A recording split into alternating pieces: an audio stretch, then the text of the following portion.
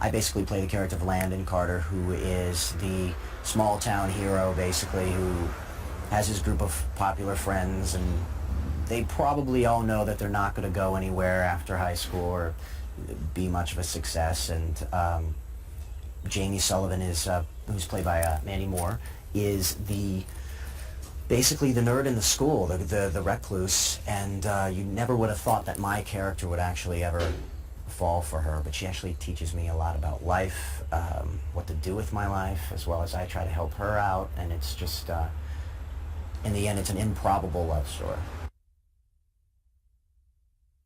We're in different groups, you know, it's high school. You know, social groups are, you know, quote unquote important, you know, even though they aren't, you know, kids unfortunately think so. I'm in the popular group, she's not. She's the Reverend's daughter. She wears the same sweater all the time. She reads the Bible. So consequently we make, you know, fun of her. So when we meet, I'm not interested at all. Most people are basically appalled by her, and I start to slowly get intrigued by her, by some of the things she says and some of the things that I actually understand that she understands. She was just different, and it was weird to us. She was too into God and too into all those things, and we didn't know if we were into that. And but in the movie, the first time you see Landon actually see her, it's more of like, oh great, you know, there she is again, there's the freak again. And but I sense something in her. I've always sensed something in her.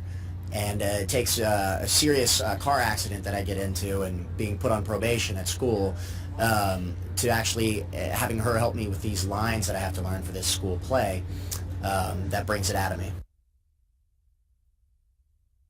I get the part to play a character in this play in which she's going to be in.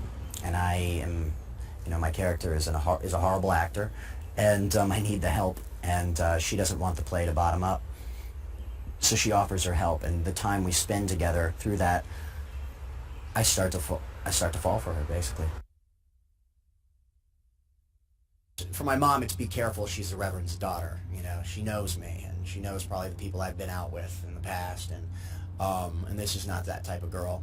And you know, for my friends, it's what the heck do you think you're doing? And one of the friends is actually my ex-girlfriend who keeps trying to come back to me, but I end up pushing her away. They all just can't believe it because we've all grown up with this girl. It's like dating the school nerd all of a sudden and being dead serious about it. They just don't grasp it. And thankfully, in the end, the true friends understand what I'm talking about, and they see what I see in her, and they help me out. Mandy's father, he knows about me too. And he sees me in church every Sunday, and he knows I'm one of the punks, and he knows I got into this, I hurt this kid accidentally, daring him to do something, and I get in a car accident after that, and he, you know, everybody in the town knows these things. They don't need a school paper or a newspaper to figure them out.